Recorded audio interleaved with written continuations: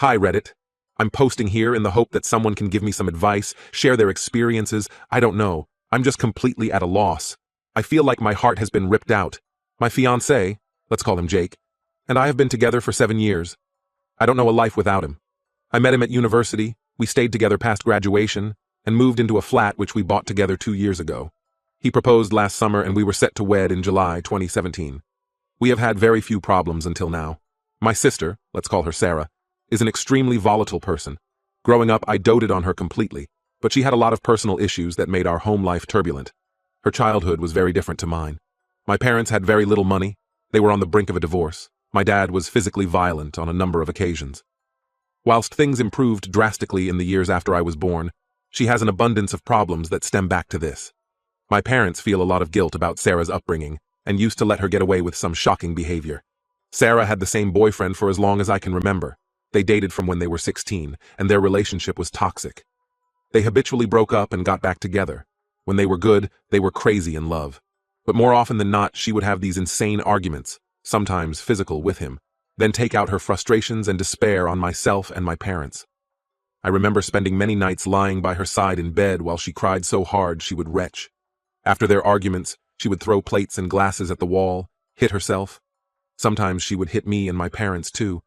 It was like he was a drug to her, and she was emotionally stunted and didn't know how to see anything past their relationship. 2 months ago, her boyfriend called things off for good. I don't know what gave, but after nearly 2 decades together, he finally had enough. He booked a one-way ticket to another country, changed his number, deleted all social media profiles, and essentially disappeared from Sarah's life.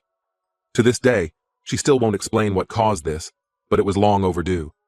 To say Sarah was devastated is an understatement. She moved out of their shared rented apartment and in with my parents. I would visit her most days after work, where she would flit in between explosive rage to an almost catatonic silence, staring at the wall with tears streaming down her face. At one point, we were all extremely worried she might seriously harm herself and organized for her to see a therapist, something I had suggested for years. Of course, she backed out days before her appointment, and there were no consequences. She is, after all, a grown woman. She just hasn't changed emotionally in the entire time I've known her, and still acts like a teenager.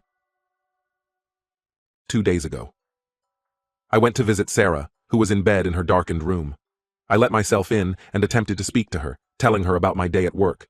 She immediately exploded, screaming at me, throwing her pillows across the room, crying uncontrollably. She told me life was unfair, that I had everything and she was left alone to rot. That everything wrong in her life was because she was a bad person. She hurt her boyfriend, she drove him away, she's ruined our family. She fucked Jake and didn't even feel guilty at the time. I initially thought I'd misheard her, but then she said it again. It was like she had poured a bucket of ice water over me. I silently left, shaking. When I got home, Jake was there watching TV. It came out of my mouth the second I saw him, and I could see in his eyes it was true. He broke down and told me it had happened 3 years ago. Sarah had had another blazing row with her boyfriend and decided to drive round to Jake's looking for me. I was at our parents' at the time, and Jake attempted to pacify Sarah. He comforted her while she sobbed in his arms, and one thing led to another. They had sex.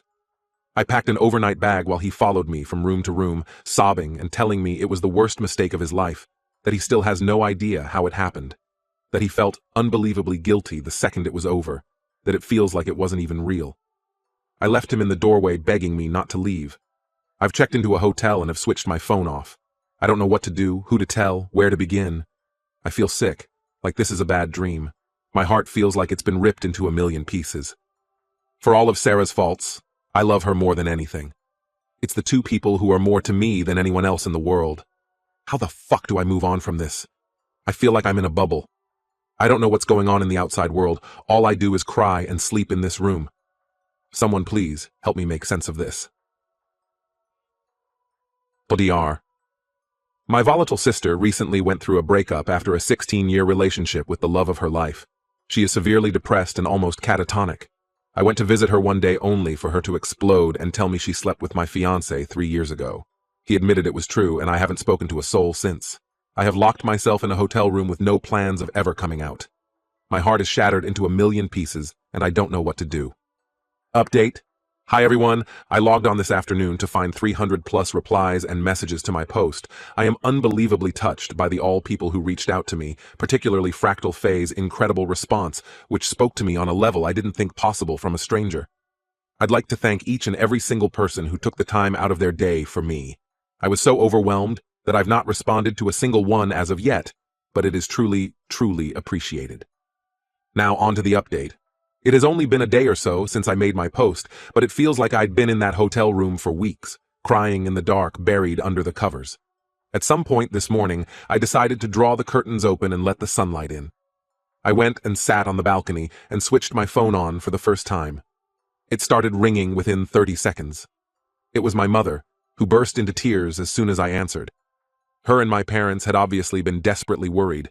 This is the longest I have ever gone without contact, and had even contemplated calling the police had I failed to contact them by this evening. My mom informed me that as I was walking out of Sarah's room, down the stairs and out the front door, Sarah was screaming and wailing that she's sorry.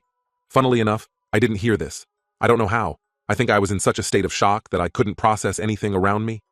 Honestly, I can't even remember the drive home. After I shut the door behind me, my mom, who was the only other person at home, rushed into Sarah's room to find her trashing her room and attempting to slash her wrists with a blunt lino cutter of all instruments. Sarah used to do a lot of art. Obviously, this barely caused a scratch, but Jump started my mom into action. She drove Sarah to the hospital, where I understand she underwent some sort of assessment and was kept overnight. She has incredibly agreed to undergo treatment for whatever it is that is wrong with her. My mom was surprised she was so complacent on the drive down, willingly entering the car and saying nothing other than asking where I am. Sarah seems resigned and completely deflated. My mom spoke to me at length for the first time in my life about the hardships they had undergone during Sarah's childhood. I am unwilling to go into detail and am still in shock about some of the things I heard. Sarah is not devoid of responsibility. She has long surpassed the age where she can blame her childhood for her behavior, but my mom admitted through tears that not sending her to therapy at an early age was the biggest regret of her life so far. I asked my mom if she knew why I had left. She admitted that she had known since Sarah's ex left 2 months ago. At this point, I had to struggle not to hang up, and I suddenly felt myself going back into that pit, but she begged me to listen. After her ex Harry, I am too drained to invent a name, hi Harry, left, Sarah told my mom exactly what had happened. It was not the reason for Harry's departure, although he did know about it. Rather, he had had enough of being Sarah's carer, and years of begging her to seek help had fallen on deaf ears one too many times. When Sarah informed my mom told Sarah I have to know immediately. Sarah refused to tell me, and I still don't know why she changed her mind in that moment. My dad doesn't know for anyone wondering, and thinks I've left as I've also finally had enough of Sarah's behavior. Now here is where the home truths came out. I asked my mom if she knew the details. She was reluctant to tell me anything, stating that it had happened and that was all I needed to know. But I told her I refused to step foot in the house until I knew everything. She then proceeded to tell me that a few months before they slept together, Sarah and Jake had kissed at my dad's 60th birthday party. It was a large family gathering with a lot of alcohol involved. I remembered Jake getting very drunk with my cousins. Sarah had a crying tantrum prior to arriving as her and Harry had an argument, and he refused to come. She called me sobbing before she arrived. At some point during the night, Jake asked her if she was okay and hugged her, and once again, one thing led to another, and they shared a kiss in the kitchen.